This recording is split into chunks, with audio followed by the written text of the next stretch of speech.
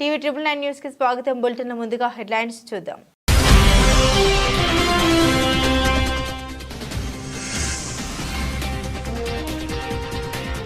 Self driving శాటిలైట్లు అంతరిక్ష సాంకేతికతలో China మరో ముందడుగు.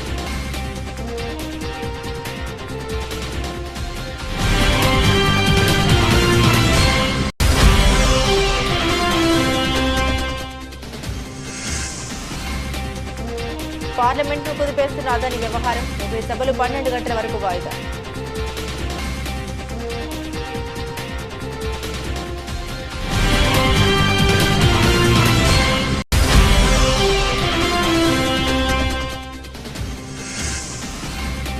వసతి గృహాల్లో తరచూ వివాదాస్పద ఘటనపై రేవంత్ రెడ్డి ఆగ్రహం.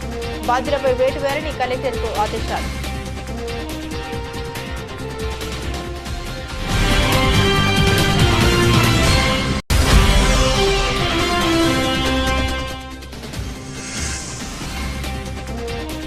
బౌలింగ్ లో బూమ్రా, బ్యాటింగ్ లో జైస్వాల్. ఐసీసీ టెస్ట్ ర్యాంకులో దుమ్ము లేపిన టీమిండియా.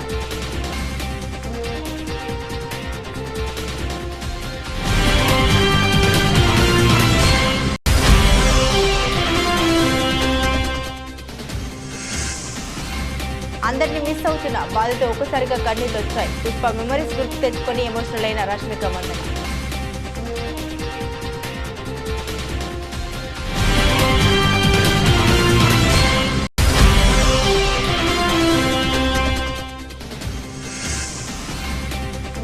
ఎట్టకేలకు మార్కెట్లోకి యాక్టివా ఈ స్కూటర్. జనవరి 1 నుండి బుకింగ్స్.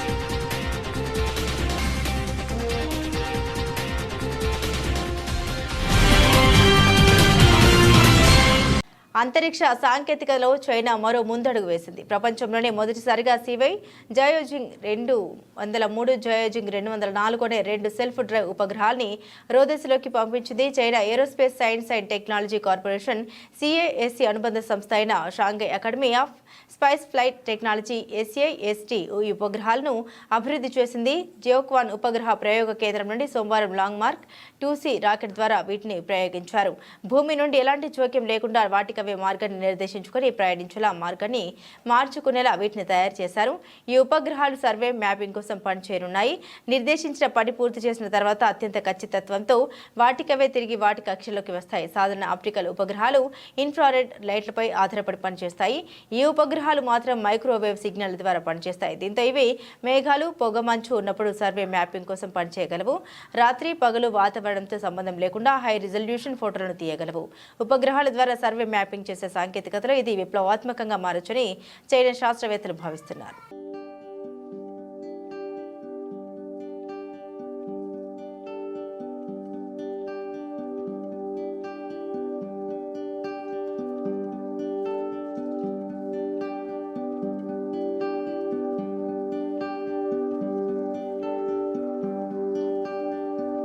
అదాని వ్యవహారం పార్లమెంట్ శీతాకాల సమావేశాలను కుదిపేస్తోంది. అమెరికాలో అదాని సంస్థపై నమోదైన కేసు. ఈ సంస్థపై వచ్చిన ఆరోపణపై చర్చకు ప్రతిపక్ష సభ్యులు పట్టుబడుతున్నారు. ఈ వ్యవహారంతో 2 రోజులుగా ఉభయ సభల్లో గందరగోళ పరిస్థితులు కొనసాగుతున్నాయి. ఇక గురువారం 3వ రోజు కూడా అదే పరిస్థితి నెలకొంది. గురువారం ఉదయం 11 గంటలకు ఉభయ సభలు ప్రారంభమయ్యాయి. లోక్సభ ప్రారంభం కాగానే ఇటీవల జరిగిన ఉప ఎన్నికల్లో గెలుపొందిన సభ్యులు ప్రమాణ స్వీకారం చేశారు. వయనాడ్ ఎంపీగా ప్రియాంక గాంధీ, నాందేడ్ ఎంపీగా రవీంద్ర వసంతరావు చవాన్ చేత స్పీకర్ ఓం బిర్లా ప్రమాణ స్వీకారం చేయించారు. అనంతరం సభ కార్యక్రమాలను మొదలుపెట్టారు. విపక్ష పార్టీల ఎంపీలు సభలో అదాని అంశాన్ని లేవనెత్తారు.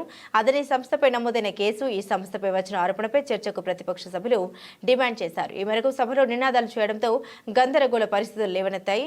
దీంతో స్పీకర్ సభను 12 గంటల వరకు వాయిదా వేశారు. మరోవైపు ఎగువ సభలోనూ ఇదే పరిస్థితి నెలకొంది. అదాని వ్యవహారంపై చర్చకు కాంగ్రెస్ సహా విపక్ష ఇండియా కూటమి ఎంపీలు పట్టుబడడంతో సభను 12 గంటలకు వాయిదా వేశారు. Hear the chairman first. I have an appeal to make. Nothing is going on record except what I will say. No. Honorable members, take your seat. Nothing has been on record. Honorable members, yesterday marked a historic milestone. The beginning of the final quarter century before our constitution turns 100. This was a moment for our House of Elders, guided by the spirit of nationalism, to send a powerful message of hope to 1.4 billion people, reaffirming our commitment to their dreams and aspirations and our journey towards Viksit Bharat 2047. It is with deep concern, I must say, we missed the historic opportunity where there should have been productive dialogue, constructive engagement, echoing the collective aspirations of our people. We fell short of their expectations. Honorable members, this chamber is more than just a house of debate. Our national spirit has to echo from here. Parliamentary disruption is not remedy, it's a melody. It weakens our foundation. It slides Parliament into irrelevance. We must continue to have our relevance. Honorable members, when we engage in this kind of conduct, we deviate from constitutional ordainment. We show our back to our duties. If Parliament strays from its constitutional duty to represent people's hopes and aspirations, it is our వసతి గృహాల్లో ఉంటూ చదువుకుంటున్న విద్యార్థులను కన్నబిడ్డల్లో చూడాలని తెలిపారు. స్కూళ్లు గురుకులాలను తరచూ తనిఖీ చేయాలని అన్నారు. విద్యార్థులకు పరిశుభ్ర వాతావరణంలో పౌష్టికాహారం అందించాలని తెలిపారు. ప్రభుత్వాన్ని అప్రతిష్ట పాలు చేసేందుకు ప్రయత్నిస్తే చర్యలు తీసుకోవాలని అన్నారు. బాధ్యులను చట్ట ప్రకారం శిక్షిస్తామని హెచ్చరించారు. ఎవరైనా వదంతులు వ్యాప్తి చేస్తూ భయాందోళనకు సృష్టిస్తే కఠిన చర్యలు తీసుకుంటామని తెలిపారు. కాగా వసతి గృహాల్లో చోటు చేసుకుంటున్న ఘటనపై బీఆర్ఎస్ తీవ్ర విమర్శలు గుప్పిస్తున్న విషయం తెలిసిందే.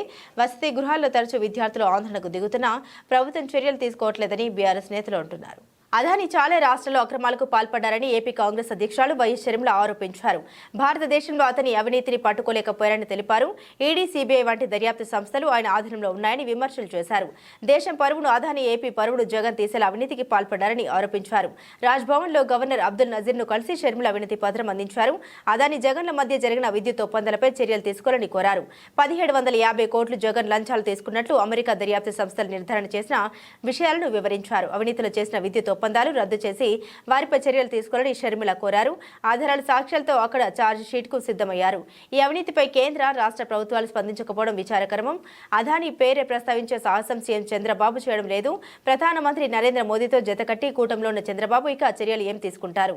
ఈ ఒప్పందాల వల్ల ప్రజలపై వేల కోట్ల భారం పడుతుంది. ఏ రాష్ట్రంలో లేని రేట్లు ఇచ్చేందుకు జగన్ ఒప్పందం చేసుకున్నారు. మాజీ మంత్రి బాలినేని శ్రీనివాస్ ని కూడా అక్రమాలు జరిగాయని చెబుతున్నారు. చంద్రబాబు కూడా గతంలో అనేక ఉద్యమాలు చేశారు. మరి ఇప్పుడు ఈ ఒప్పందాలపై ఎందుకు యాక్షన్ తీసుకోరు? జగన్ అవినీతి గురించి మాట్లాడే చంద్రబాబు కనీసం అదాని పేరు ఎందుకు ఎత్తడం లేదు? ఏపీలో జరిగిన ఒప్పందాలపై చంద్రబాబు స్పందించాలి, చర్యలు తీసుకోవాలి. పార్లమెంట్లో అదాని అవినీతిపై కాంగ్రెస్ పోరాటం చేస్తుందని షర్మిల స్పష్టం చేశారు. ఈరోజు కాంగ్రెస్ పార్టీ తరపున మేమందరం గవర్నర్ గారిని కలిసి ఇటీవల బయటపడ్డ అదానీ గ్రీన్ గారి సోలార్ పవర్ డీల్లో జరిగిన అవినీతి గురించి గవర్నర్ గారికి ఆధారాలతో ప్రకారము జగన్మోహన్ రెడ్డి గారిని మోడీ గారు కలిశారు, ఫలాని తేదీ కలిశారు అని ఆధారాలు ఉన్నాయి వాళ్ళ దగ్గర. ఆ మరుసటి రోజు జగన్మోహన్ రెడ్డి గారికి ఇన్సెంటివ్స్ అంటే తెలుగులో ప్రోత్సాహకాలు అంటారా, అవి కూడా మాట్లాడుకోవడం జరిగింది అని చెప్పారు. ఆ తర్వాత ఆగమేఘాల మీద కొన్ని గంటల్లోనే ఫైల్ మూవ్ అయిపోయి ఆమోదం ముద్ర కూడా పడిపోయి రాష్ట్రంలో సుదీర్ఘ తీర ప్రాంతాన్ని సద్వినియోగం చేసుకునేలా ఏపీని మారిటైమ్ హబ్గా తీర్చిదిద్దాలని, దీనిపై అధికారులు ప్రత్యేక దృష్టి పెట్టాలని ముఖ్యమంత్రి చంద్రబాబు నాయుడు ఆదేశించారు. 1053 కిలోమీటర్ల పొడవైన తీర ప్రాంతాన్ని ప్రభావితం చేస్తూ ప్రపంచ స్థాయి సముద్ర తీర రాష్ట్రంగా మారిటైమ్ పాలసీని రూపొందించాలని అన్నారు. బుధవారం సచివాలయంలో దీనిపై సమీక్ష నిర్వహించిన ముఖ్యమంత్రి ఏపీని వరల్డ్ క్లాస్ మారిటైమ్ స్టేట్గా వినూత్న విధానాలతో తీర ప్రాంతాన్ని అభివృద్ధి చేయడం, మౌలిక వసతుల కల్పన, సమర్థవంతమైన పాలన ద్వారా సుస్థిర ఆర్థిక అభివృద్ధి సాధించడం రాష్ట్ర విజన్గా పేర్కొన్నారు. Port development, proximal area development, ship building cluster, అనుబంధ సముద్ర కార్యకలాపాలు ఇలా 4 ముఖ్య ప్రతిపాదిత అంశాలు మారిటైమ్ పాలసీలో పొందుపరుస్తున్నట్టు అధికారులు ముఖ్యమంత్రికి వివరించారు. ప్రతి అంశం కింద ఫోకస్ ప్రాంతాలు గుర్తించామని తెలిపారు.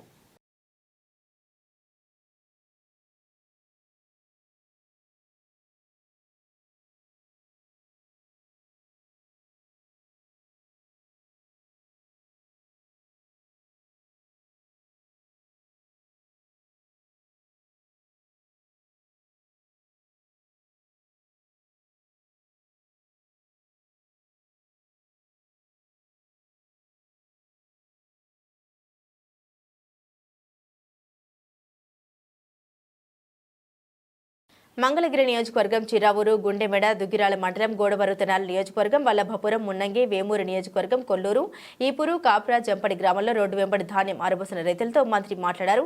వారి సమస్యల్ని అడిగి తెలుసుకున్నారు. వల్లభపురం నందు రైతులు కరకట్ట వద్దకు మాత్రమే ఆర్టీసీ బస్సు వస్తుందని, దీంతో ఇబ్బందులు పడుతున్నామని మంత్రి దృష్టికి తీసుకొచ్చారు. స్పందించిన మంత్రి ఆర్టీసీ అధికారులతో మాట్లాడి వల్లభపురం పేరాటలమ్మ గుడి వరకు ఆర్టీసీ బస్సు నడపాలని ఆదేశించారు. జంపడి గ్రామం వద్ద ప్రకృతి వ్యవసాయ రైతులు పడుతున్న ఇబ్బందుల్ని మంత్రి దృష్టికి తీసుకొచ్చారు. స్పందించిన మంత్రి ప్రకృతి వ్యవసాయం ప్రోత్సహించేందుకు త్వరలోనే వ్యవసాయ సదస్సు నిర్వహిస్తామని తెలిపారు. అనంతరం తెనాలి క్యాంపు కార్యాలయంలో మంత్రి నాదెండ్ల మనోహర్ మీడియా సమావేశంలో మాట్లాడారు. ప్రతి జిల్లా నుండి వచ్చిన సమాచారం మేరకు రైతుకు భరోసా నింపేందుకు అనేక సంస్కరణలు తీసుకురావడం జరిగిందని తెలిపారు. అనేక సంస్కరణలు తీసుకొచ్చి ఖరీఫ్ మాసంలో రాష్ట్ర వ్యాప్తంగా పౌర సరఫరాలు సహకరించి గౌరవ ముఖ్యమంత్రి గారి ఆదేశాల మేరకు, అదేవిధంగా గౌరవ ఉప ముఖ్యమంత్రి గారు రైతులకి ఎట్టి పరిస్థితుల్లో కూడా అండగా నిలబడాలి, ఒక భరోసా నింపాలనే ఉద్దేశంతో ఒక చక్కటి కార్యక్రమం రాష్ట్ర వ్యాప్తంగా తీసుకొస్తా ఉన్నాం. అయితే 2-3 రోజుల నుంచి తుఫాను వస్తుందనే ఆలోచనతో అనేక గ్రామాల్లో ఒక అలజడి, అక్కడున్న దళారుల వ్యవస్థ రైతులను ఇబ్బంది పెట్టే విధంగా తక్కువ రేటుకే ధాన్యం కొనుగోలు చేయాలని వాళ్ళు చేస్తున్న ప్రయత్నాన్ని రాష్ట్ర ప్రభుత్వం నుంచి మేము అందరం కూడా ఖచ్చితంగా అరికట్టడానికి మా వంతు మేము కృషి చేస్తున్నాం. ఈ సందర్భంగా మన ప్రాంతంలో రైతులందరికీ మేము హామీ ఇచ్చేది ఏంటంటే, ప్రభుత్వం తరఫు నుంచి మీకు ఎట్టి పరిస్థితుల్లో ఇబ్బంది కలగకుండా స్థానికంగా మీకు గోతాల విషయంలో కానివ్వండి, లారీ ట్రాన్స్పోర్ట్ విషయంలో కానివ్వండి, ట్రాక్టర్ ట్రాన్స్పోర్ట్ విషయంలో కానివ్వండి, జీపీఎస్ ఉన్నా లేకపోయినా మీ సరుకు రవాణా కోసం ఇమీడియట్గా తహసీల్దార్ గారికి, డిఎస్పీ గారికి వీళ్ళందరికీ కూడా ఆదేశాలు ఇవ్వడం జరిగింది. ఎక్కడా ఎటువంటి ఇబ్బంది లేకుండా, ఎక్కడైతే మీరు ధాన్యం సేకరించి కల్లాల దగ్గర నుంచే మీకు ట్రాక్టర్లు కానీ లారీలు కానీ గతంలో మేము పెట్టిన జీపీఎస్ సిస్టమ్ని కూడా ఈ 4-5 రోజులు మీకు ఇబ్బంది కలగకుండా ఉండడానికి జీపీఎస్ లేకపోయినా కూడా తరలించమని ఒక ఆలోచనతోటి వాళ్ళకి చెప్పడం జరిగింది. అదేవిధంగా తేమ శాతం గురించి చాలామంది ఆందోళన చెందుతున్నారు. ఖచ్చితంగా మేము రాష్ట్ర ప్రభుత్వం తరఫు నుంచి మీకు మాటిస్తున్నాం. మేము కొనుగోలు చేసే ధాన్యం 24%, 25% ఉన్నా కూడా మీకు రైతులకు వెసులుబాటు కల్పించాలనే ఉద్దేశంతో, దళారులు వచ్చి మీకు మోసం చేయకుండా ఉండడానికి కోసం తప్పకుండా మేమే ఆ ధాన్యాన్ని సేకరిస్తాం. ఈ స్థానికంగా ఉన్న రైతు సహాయ కేంద్రాల్లో మీరు మీ ధాన్యం ఒకసారి మీరు తేమ శాతం చెక్ చేయించుకుని 24-25% వరకు కూడా కేవలం 5 కిలోల తరుగుతోటి మీ అందరికీ కూడా అందించడానికి ఒక నిర్ణయం తీసుకోవడం జరిగింది. పెర్త్ టెస్టులో భారత్కు చిరస్మరణీయ విజయం దక్కడంలో కీలక పాత్ర పోషించిన టీమిండియా తాత్కాలిక సారథి జస్ప్రీత్ బుమ్రా, యువ opener Yashasvi Jaiswal ICC test ర్యాంకుల్లో దుమ్ము లేపారు. ఐసీసీ తాజాగా విడుదల చేసిన టెస్ట్ బౌలర్ల జాబితాలో బుమ్రా 2 ర్యాంకులు మెరుగుపరుచుకొని మళ్లీ అగ్రస్థానానికి చేరుకున్నారు. పెర్త్ టెస్టులో బుమ్రా 8/72 అద్భుతంగా రాణించాడు. ఈ క్రమంలో బుమ్రా కెరీర్ బెస్ట్ రేటింగ్ పాయింట్లు సాధించడం విశేషం. రబడా, హాజిల్వుడ్, అశ్విన్ తదుపరి స్థానంలో నిలిచారు. బ్యాటర్ల విషయానికొస్తే పెర్త్ టెస్టుకు ముందు 4వ స్థానంలో ఉన్న జైస్వాల్ మ్యాచ్లో సెంచరీ చేయడంతో 2 ర్యాంకుల పైకి ఎగబాకాడు. రూట్ అగ్రస్థానంలో కొనసాగుతుండగా విలియమ్సన్, బ్రూక్, మిచెల్ వరుసగా 3, 4, 5 ర్యాంకుల్లో ఉన్నారు. రిషబ్ పంత్ 6వ ర్యాంకులో కొనసాగుతుండగా తొలి టెస్టులో శతకం బాదిన విరాట్ కోహ్లీ 9 ర్యాంకులు మెరుగుపరుచుకొని 13వ ర్యాంకుకు చేరాడు.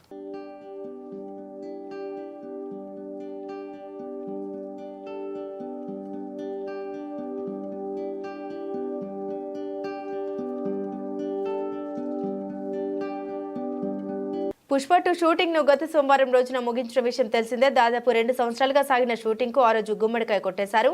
అల్లు అర్జున్ కథానాయకుడిగా సుకుమార్ దర్శకత్వంలో తెరకెక్కిన ఈ పాన్ ఇండియా చిత్రం డిసెంబర్ 5వ తేదీన ప్రేక్షకుల ముందుకు రానుంది.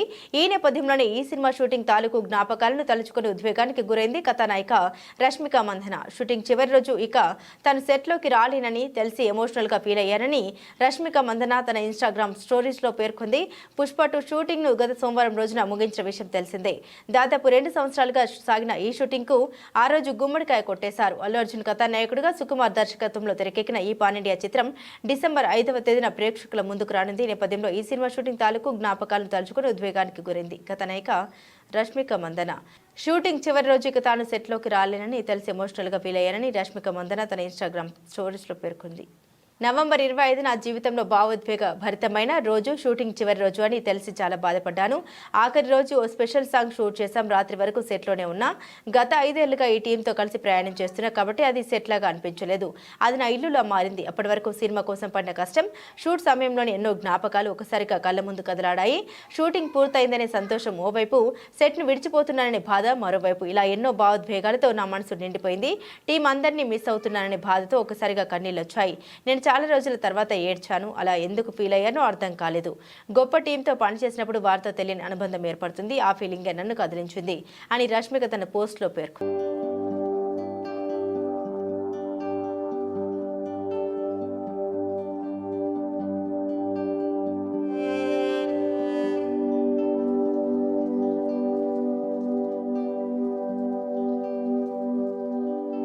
ఎట్టకేలకు యాక్టివా ఈ స్కూటర్ మార్కెట్లోకి అందుబాటులోకి రాబోతుంది. దేశవ్యాప్తంగా ఈ స్కూటర్లకు పెరుగుతున్న డిమాండ్ను దృష్టిలో పెట్టుకుని హోండా మోటార్ సైకిల్ గతంలోనే యాక్టివాని ఈ స్కూటర్ రూపంలో విడుదల చేయబోతున్నట్లు ప్రకటించింది. జనవరి 1వ తేదీ నుండి ఈ స్కూటర్ కోసం బుకింగ్లు ఆరంభించనున్న సంస్థ ఫిబ్రవరి నుండి డెలివరీ చేయనున్నట్లు ప్రకటించింది. ఇందుకు సంబంధించి బెంగళూరు వేదికగా 2 రకాలుగా ఈ స్కూటర్లను ప్రదర్శించింది. యాక్టివా ఈక్యూసీ నెంబర్ 1 పేరుతో వీటిని విడుదల చేసింది. ధర వివరాలు మాత్రం సంస్థ వెల్లడించలేదు. 10 సంవత్సరాల్లో బీఆర్ఎస్ పార్టీ చేయని పనులు, సంక్షేమ అభివృద్ధి కార్యక్రమాలు కాంగ్రెస్ పార్టీ 1 సంవత్సర కాలంలో చేసిందని కాంగ్రెస్ పార్టీ సీనియర్ నాయకులు రాయపురం సాంబయ్య అన్నారు. ఈ సందర్భంగా బుధవారం వర్ధన్నపేట నియోజకవర్గం ఐనవోలు మండలం కక్కిరాలపల్లి గ్రామంలో ఏర్పాటు చేసిన సమావేశంలో మాట్లాడారు. సంవత్సర కాలంలో జరిగిన సంక్షేమం, అభివృద్ధి కార్యక్రమాలను కాంగ్రెస్ పార్టీ కార్యకర్తలు ప్రజలకు తీసుకెళ్లాలని సూచించారు. బీఆర్ఎస్ పార్టీ నేతల విమర్శలను తిప్పికొట్టాలన్నారు. సంక్షేమ పథకాలను ప్రజలకు వివరించాలని తెలిపారు. ఈ కార్యక్రమంలో ఐనవోలు మండల కాంగ్రెస్ పార్టీ అధ్యక్షులు Sammeta Mahesh Goud, TPCC secretary morning Venkateswararao, మహిళా మండల కాంగ్రెస్ అధ్యక్షురాలు ఇల్లందు ఎలిషా, కక్కిరాలపల్లి గ్రామ పార్టీ అధ్యక్షులు Painla Sampath, market director MD Mohammed, రైతు సంఘం అధ్యక్షులు గ్యాదర భాస్కర్, ఆరూరి అశోక్, జట్టబోయిన రాజు, రావుల రవికుమార్, నందరం గ్రామ పార్టీ అధ్యక్షులు బండి సంపత్, మాజీ ఎంపీటీసీ మండల సత్యగౌడ్, మడూరి రాజు, రమేష్ తదితరులు పాల్గొన్నారు. తెలంగాణ రాష్ట్ర ప్రభుత్వం కాంగ్రెస్ పార్టీ అధికారంలోకి వచ్చిన తర్వాత రేవంత్ అన్న ప్రభుత్వం ప్రజా సంక్షేమంలో దూసుకెళ్తుంది.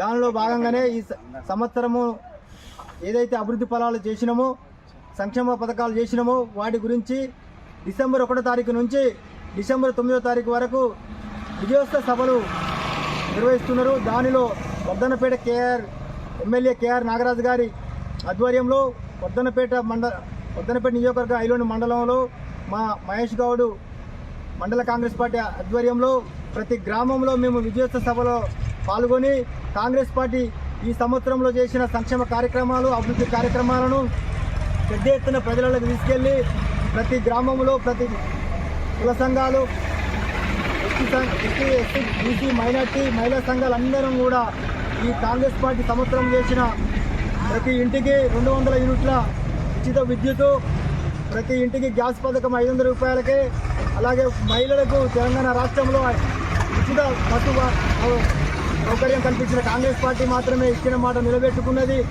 ఎవరైతే నిరుపేదలకు ఆరోగ్యపరంగా జబ్బులకు అయితే హాస్పిటల్కి వెళ్తే 10 లక్షల రూపాయల వరకు కూడా కాంగ్రెస్ పార్టీ ఇవాళ వైద్య సహాయం చేస్తున్నది.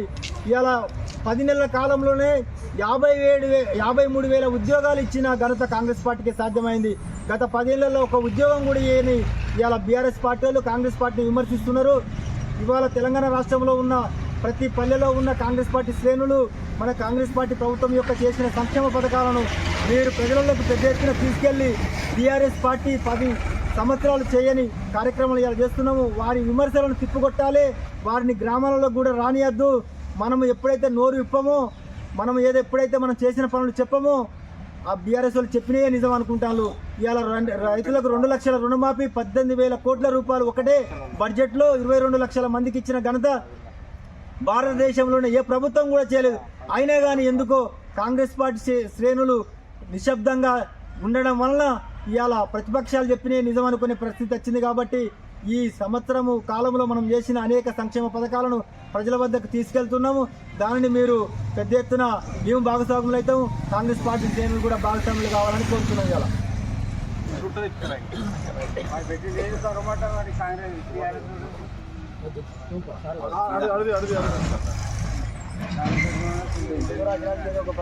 జనగామ జిల్లా పాలకుర్తి మండల కేంద్రంలో మండల కాంగ్రెస్ పార్టీ అధ్యక్షులు గిరగాని కుమారస్వామి గౌడ్, కాంగ్రెస్ పార్టీ కార్యాలయంలో జిల్లా ఎస్సీసీఎల్ నాయకులు జలగం కుమార్, నియోజకవర్గ యూత్ కాంగ్రెస్ అధ్యక్షులు ధరావత్ రాజేష్ నాయక్తో కలిసి మీడియా సమావేశం నిర్వహించారు. ఎమ్మెల్యే యశస్విని రెడ్డి, నియోజకవర్గ ఇన్ఛార్జ్ ఝాన్సీ రెడ్డి కాంగ్రెస్ నాయకులు విమర్శించే స్థాయి బీఆర్ఎస్ నాయకులకు లేదని అన్నారు.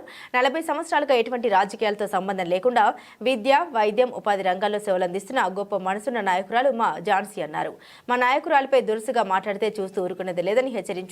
మీ నాయకుడు 2 సార్లు ఎమ్మెల్యేగా, 1 సారి మంత్రిగా గెలిచి పాలకుర్తిలో వెలుగబెట్టిందేమీ లేదన్నారు. ఈ కార్యక్రమంలో మండల ఏసీసీఎల్ అధ్యక్షుడు గాదపాక భాస్కర్, మండల మహిళా అధ్యక్షురాలు మన్యమ్మ, ఎస్టీసీఎల్ అధ్యక్షుడు లావణ్య భాస్కర్ నాయక్, పెనుగొండ రమేష్, బొమ్మకాడి భాస్కర్ తదితరులు పాల్గొన్నారు. పత్రికా విలేకరులకి, ఎలక్ట్రానిక్స్ అండ్ ప్రింట్ మీడియా మిత్రులందరికీ కూడా పేరు పేరున నా హృదయపూర్వక నమస్కారం తెలియజేస్తున్నాం.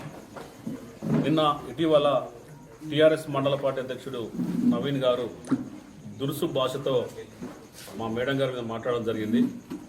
ఇవాళ ఒకటే మేము అడిగేది, 40 సంవత్సరాల చరిత్రలో ఒక రాక్షస పాలనను అంతమొందించాలని, 40 ఏళ్ల రాజకీయ నేపథ్యం లేకున్నా ఈ పేద ప్రజలకు సేవ చేయాలనే ఒక దృక్పథంతో రాజకీయాలకు రానప్పుడు కూడా వాళ్ళు పేదల కోసం పనిచేసుకుంటూ ఎంతోమంది విద్యార్థులకు ఫీజులు కట్టుకుంటూ 94 సంవత్సరంలోనే వాళ్ళ ఎంజిఎం ఆసుపత్రికి 1 కోటి రూపాయల విరాళాలు ఇచ్చి ప్రజలకు చేరువై ఇక్కడ నా ప్రాంత ప్రజలు ఇబ్బంది పడుతున్నారు, ఒక రాక్షస పాలన క్రీడల్లో ఉన్నారు అనే ఉద్దేశంతో మా మేడం గారు కొన్ని కోట్ల వ్యాపారాలు వదిలిపెట్టుకొని కూడా ఇవాళ 7 సముద్రాలు దాటి వచ్చి పాలకుర్తిలో నేను ఒక ప్రజాప్రతినిధిగా ఎన్నికై నా ప్రజలకు బాగుండాలని చెప్పి కోరుకునే విధంగా మా దగ్గరికి వచ్చి పరిపాలన చేస్తుంటే కొంతమంది జీర్ణించుకోలేక 40 నెలలు ఏం చేస్తావో చెప్పు అని అడిగే ప్రశ్న చేస్తున్నాం. మిస్టర్ నవీన్, 40 సంవత్సరాలు పాలిస్తాను ఒక ప్రణాళికబద్ధంగా మా మేడం గారు ఇక్కడ ఉన్నది.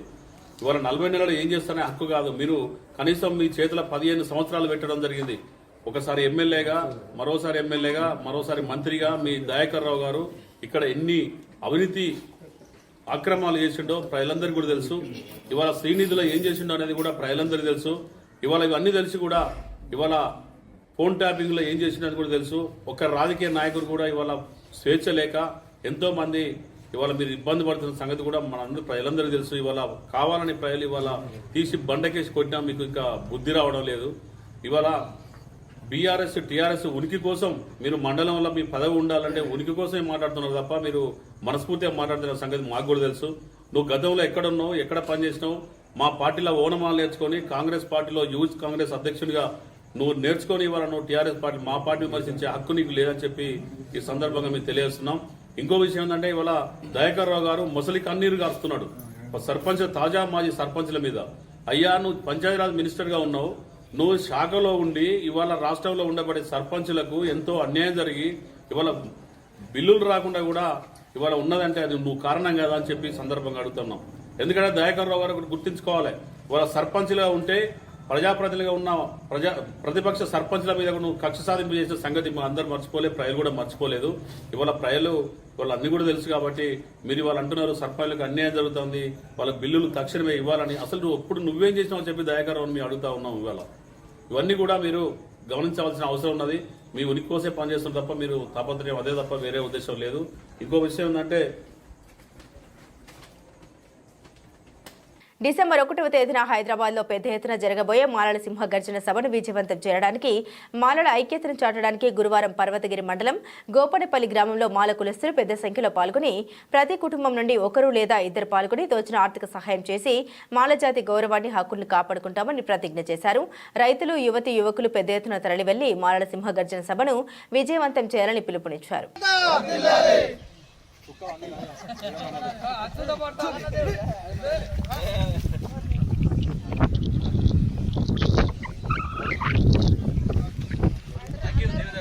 ఓకేనా?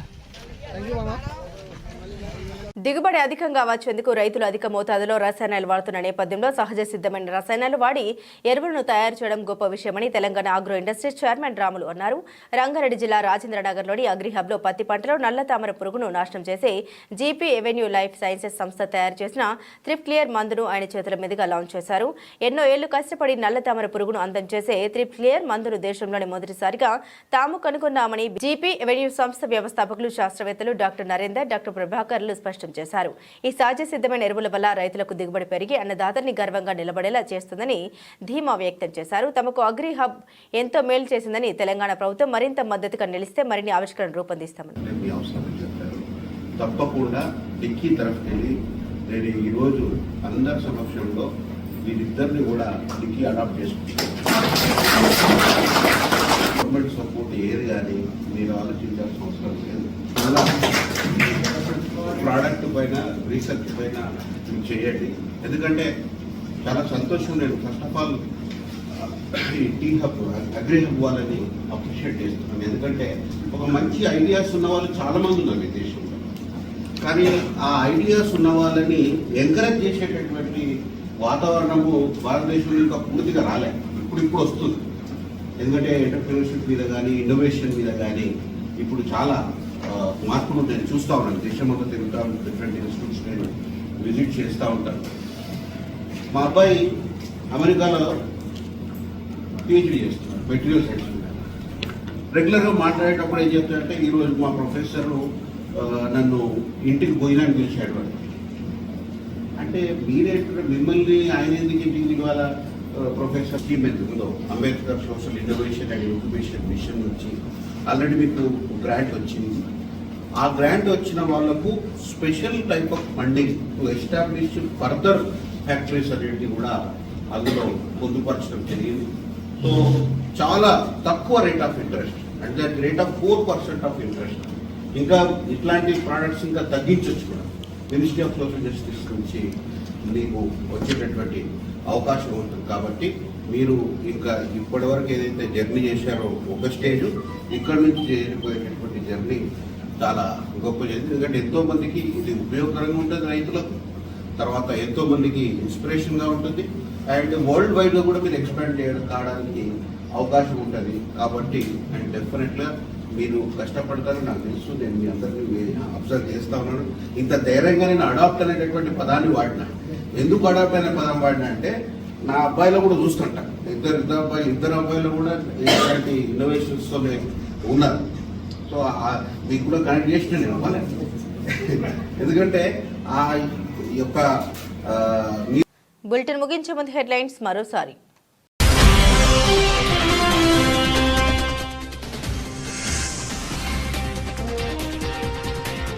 సెల్ఫ్ డ్రైవింగ్ శాటిలైట్లు అంతరిక్ష సాంకేతికతలో చైనా మరో ముందడుగు.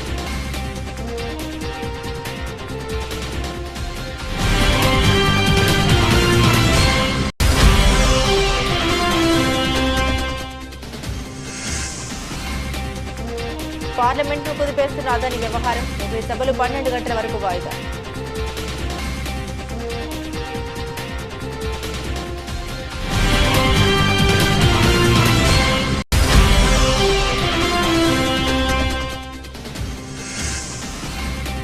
వసతి గృహాల్లో తరచూ వివాదాస్పద ఘటనపై రేవంత్ రెడ్డి ఆగ్రహం, బాధ్యులపై వేటు వేరని కలెక్టర్కు ఆదేశాలు.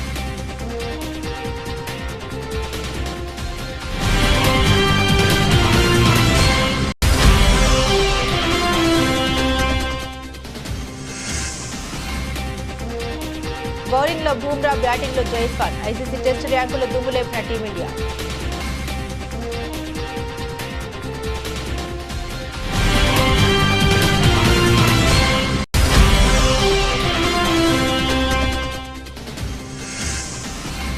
అందరినీ మిస్ అవుతున్న బాధతో ఒక్కసారిగా కన్నీళ్లు వచ్చాయి. పుష్ప మెమరీస్ గుర్తు తెచ్చుకొని ఎమోషనల్ అయిన రష్మిక మందన.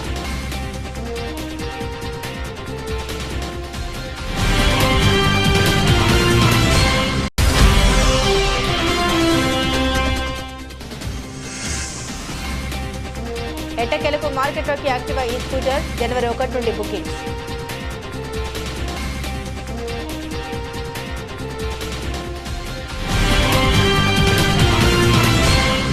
ఇవి బులెటిన్లోని విశేషాలు. తిరిగి మరో బులెటిన్తో మళ్ళీ కలుసుకుందాం. అంతవరకు సెలవు. నమస్కారం.